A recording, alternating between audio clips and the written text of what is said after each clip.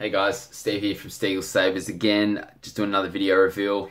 As I've previously discussed in a couple other videos, I've done a bunch of installs, just haven't got around to doing the videos. So here I am again, part 3 at the moment I'm pretty sure. So just finished up the Roman video, that'll be up on my channel probably by the time you see this anyway. So if you want to check that out, check it out. So what I've got here is a couple of sabers here for a bloke over in Uluru, middle of Australia.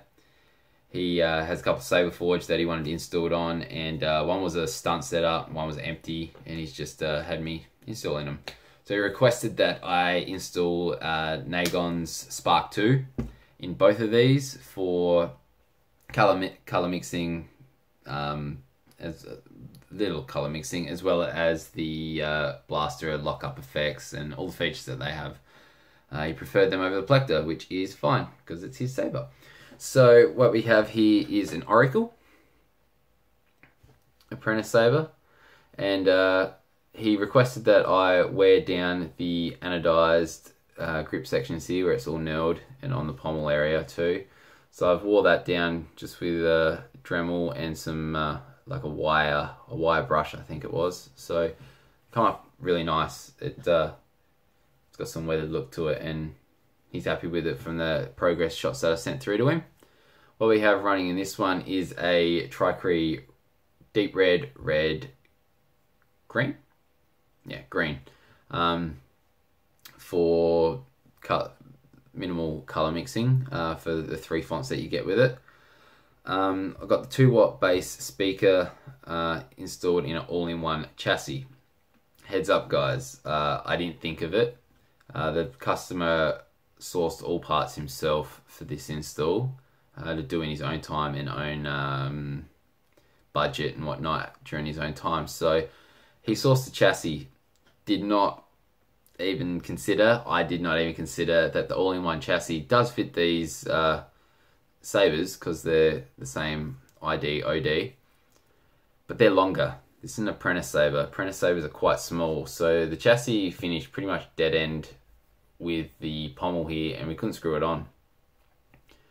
So what I had to do was, there's a recharge port section in the 1.1 chassis, and I cut that out. That bought me about 20-25 mil worth of playing room here. So this is a very tight install. What I then done was glued and bonded the 2 chassis parts that I now had together. So the speaker is now reattached to the actual main chassis, and it's all one again. And we got that extra bit of room there to play with. So because we didn't need the recharge port, there's one on the body here.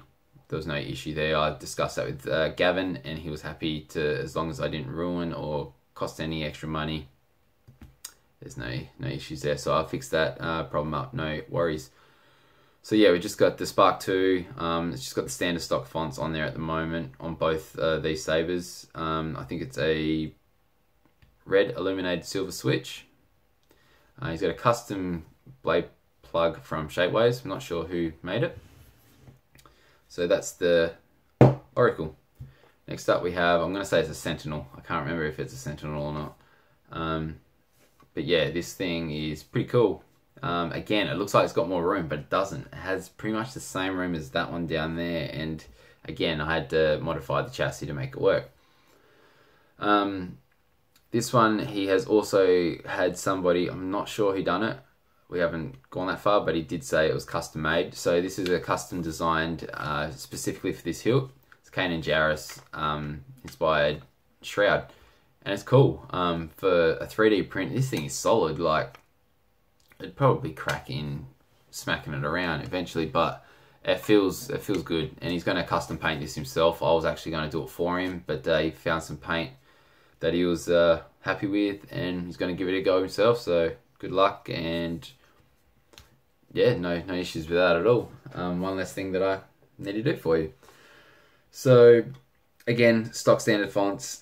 2-watt bass speaker, 18650 rechargeable cell, and the Spark 2. This LED is a blue, deep red, I reckon. So you get a medium red, you get the blue, and then mixed together you get a nice purple, and it is a nice purple. Switch is a blue, illuminated switch too. So let's fire these up and see how they go. Boot up font. I'll do them both at the same time. This one's a lot louder because the speaker's a lot closer to the end of the pommel. You can see the red switch, blue switch. Let's fire them up. Sound fun. Feature with Spark 2. You can have one switch, two switch, whatever you want. We've got the one switch. And with that feature, you go into the computer and you can choose the one switch or two switch. So you go to one switch plus motion and you'll get this feature where you flick of the wrist and you can flick through the fonts, which is a cool, real cool feature. It also enables you to, when having the Saber on, hit that as a blaster effect rather than hitting a second auxiliary switch. And then also on clash, you press it as well at the right time and you'll get a lock-up effect. So it's quite a nice feature. I really like it. Having to only need one switch is friggin' awesome. So I hope that Plectors try and Irv tries and gets that to in his software, because it is a nice little feature. Saves having to have any little tactiles hidden anywhere, which isn't a huge issue, but I like to have minimal switches as possible. Try and keep this Kanan hilts or whatever, try to keep them as accurate as possible. So yeah, it's a nice little feature. So let's fire them up. So this has got a nice medium red, and it's sensitive, man. Like, these things are always sensitive, so it's not a... I prefer Plector, but the sensitivity is just so high without having to modify it yourself on the computer. It just comes stock standard, ready to go. We've got the blaster effect. I'll try to get that. That's it. There's the lockup. So fingers off the button, just hit it again. It stops. I'll try and change the font. I'm useless at this.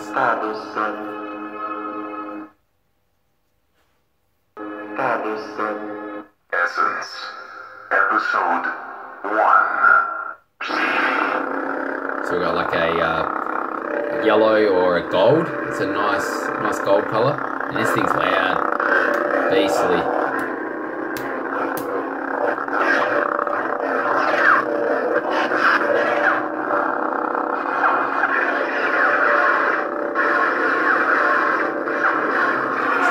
Burnt out orange blaster effect, and I'll try and get lock up.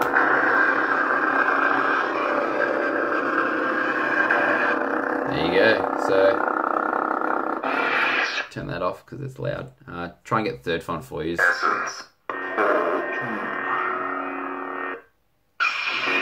We got green.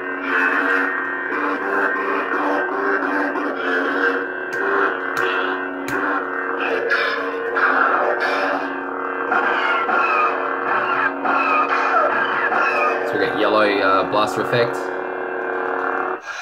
So it's neat to have three different colors there, just off the bat on a board that isn't that expensive. It's only like $10 or $20 dearer than a Nano Biscotti, so you can't go wrong. So now I'm going to fire up the second one. We got red. As you notice, it's not as loud,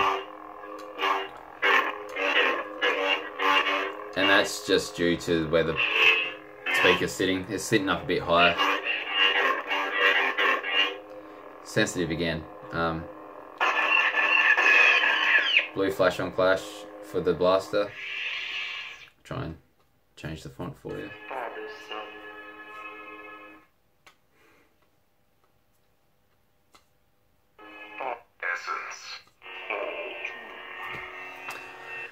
Skipping blue and going straight to purple. And it's a nice purple. This thing is nice. I love purple. It's a nice colour. It being probably my top 3 favourite colours in a Saber. It's got the like a medium red. Yeah, medium red for the lock.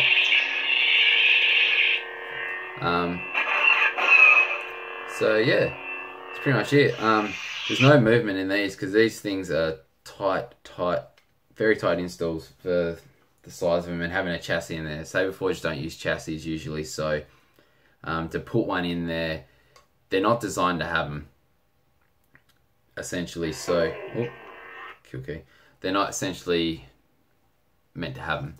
So yeah, the only movement you'll hear is the shroud, as these set screws here have to be altered a little bit just to allow for the blade plug and the heatsink and to hold that at the same time. So they just need a little bit of sanding or grinding down, and they'll be nice and snug.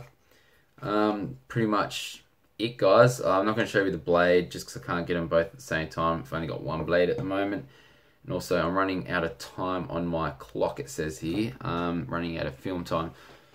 Sorry to wrap this up quick, but that's pretty much it. Thanks for watching, guys. Hit subscribe if you already haven't. Share the video if you like. If you've got any questions, hit the comment section, as I always say at the end of my videos. So once again, thanks guys, and I'll catch you in my next video. Cheers.